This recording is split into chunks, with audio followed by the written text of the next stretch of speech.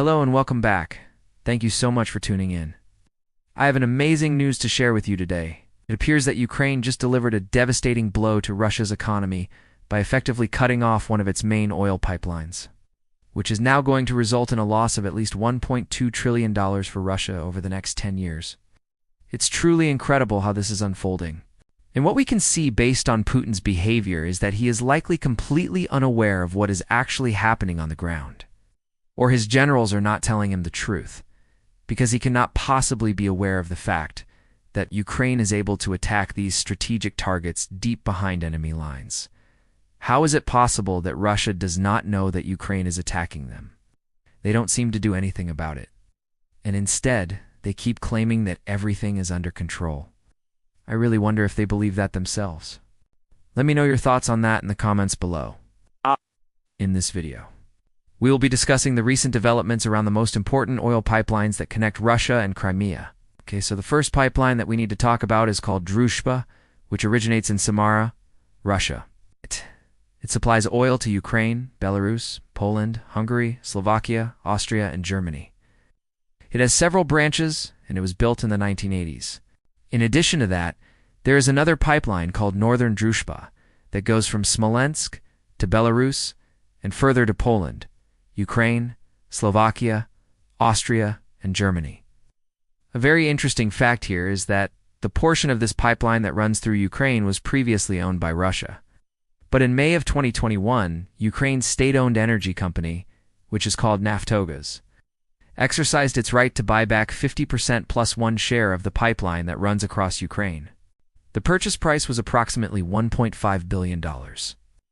At the time, this transaction made headlines all across the world. Everyone was talking about it because it was seen as a major victory for Ukraine. Well, apparently, it is now turning out to be even more significant than we originally thought. Another oil pipeline that we need to discuss is called Friendship, which is also known as the Odessa-Brody pipeline. It begins in Odessa, Ukraine, and connects to Moldova, Romania, Bulgaria, Serbia, Hungary, Slovakia, the Czech Republic, Austria, and Germany. This pipeline has a capacity to deliver 3 million barrels per day.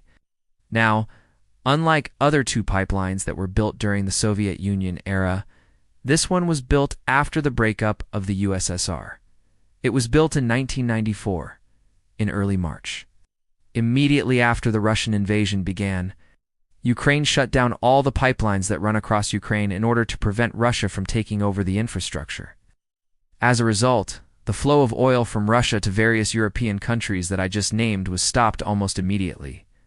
Later, Ukraine allowed Hungary and Slovakia to resume imports of Russian crude oil via the Druzhba pipeline. But that was only because these two countries, Hungary and Slovakia, depend on Russian oil much more than other countries that I just named. Now, just several weeks ago, Ukraine began retaking the territory that was occupied by Russia in the Kharkov region.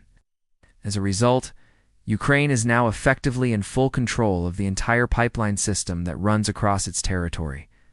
As you may already know, Russia would use the pipeline systems to circumvent sanctions that were imposed on it by the West, which makes it extremely difficult for Russia to export its oil and other products, which means that Russia's export revenues have dropped significantly.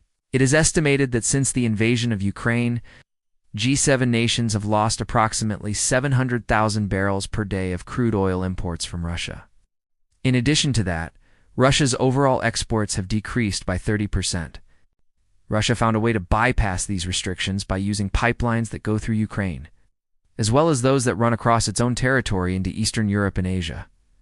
However, now that Ukraine retook some of its territory, the pipelines that run through Ukraine are back under Kyiv's control. Of course, Russia tried to play it cool and said that nothing will change. But given the fact that we are seeing these protests against the government that started in Dagestan and the neighboring republics of Ingushetia and Kabardino-Balkaria, I think it's safe to say that it's a lie. Things are changing drastically within Russia. Of course, this pipeline that was bought back by Ukraine is a key factor behind all of these dramatic changes that are currently taking place. According to Reuters, this pipeline alone represents roughly $1.2 trillion worth of potential lost revenues for Russia over the next 10 years. Here's what the article says. Ukraine's decision to repurchase part of a Russian oil pipeline running through its territory could cost Moscow billions of dollars in lost transit fees over the coming decade. The former Soviet Republic reacquired a 50% stake in the Druzhba pipeline in 2021. Now, Russian companies will no longer be able to use the southern branch of the pipeline to ship oil to Hungary, Slovakia, Austria, and the Czech Republic, nor will they be able to use it to supply distant markets such as China and India. The following chart shows the projected volumes of Russian oil that will not be delivered to Asia and other countries due to Ukraine taking control of this particular pipeline. You can see in 2022, there was a drop of approximately 40 million tons of oil that was not delivered due to Ukraine's takeover of this critical infrastructure. That number is expected to increase year over year and peak in 2025 at 160 million tons of oil, and then begin declining slowly thereafter. As a result, Russia's export revenues will decline as well. While there is no official data available, analysts estimate that Russia was receiving approximately $1 billion per year in transit fees from the companies that used the pipeline to export their oil. In addition to that, Russia had to pay Ukraine approximately $3.5 million per day to transport its oil through the country. With Ukraine retaking its land, Russia is now losing both transit fees and will have to pay Ukraine for the use of its pipeline. Russia is expected to lose at least $1.2 trillion in export revenues over the next 10 years. And this is not good news for Russia's economy, especially considering the fact that it is already facing numerous challenges. The war in Ukraine is extremely expensive for Russia. It has already spent nearly $400 billion on military operations in Ukraine. According to our estimates, Russia's military spending is approximately $12 billion per month.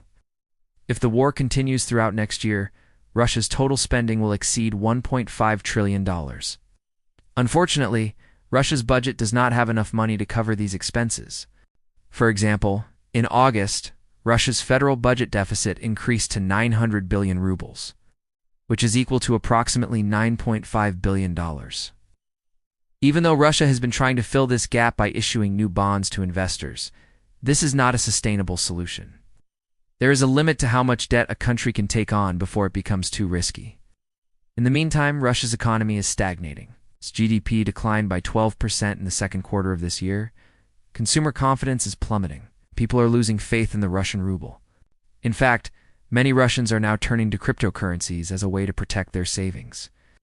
Despite all of these challenges, Putin is still determined to continue the war. He believes that he can defeat Ukraine with sheer force of arms, but he may be sorely mistaken. If the West continues to support Ukraine with weapons and ammunition, it is only a matter of time before Ukraine prevails, and when that happens, Russia will be left with nothing. So Putin's decision to invade Ukraine was a huge mistake. It has left Russia isolated on the world stage, and has resulted in the loss of hundreds of billions of dollars. Putin thought he was taking a risk worth taking, but he may just be wrong. Let me know your thoughts on that in the comments below. I would love to hear from you. Thank you for watching the video. If you enjoyed it, make sure to show your support. Give it a like, comment, and share it with your friends and family. I would really appreciate that. As always, I'll see you in the next one tomorrow. Take care.